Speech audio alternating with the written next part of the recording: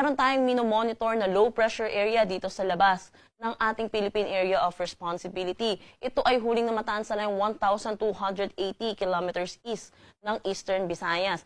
Ngayon po, mataas na yung tsansa neto na maging isang ganap na bagyo within the next 24 to 48 hours at once na pumasok ng ating PAR bilang bagyo, papangalanan po natin itong Wilma.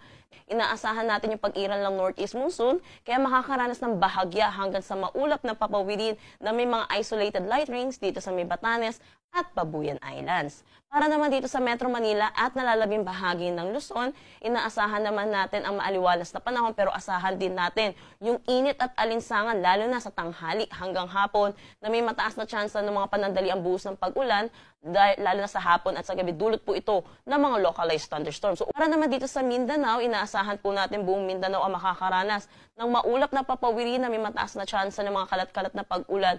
Dulot nito ng Intertropical Convergence Zone or ng ITCZ. Para naman dito sa may Palawan at buong Visayas, maaliwalas na panahon naman ang kanilang aasahan, pero asahan din po natin yung mga localized thunderstorm lalo na sa hapon at sa gabi.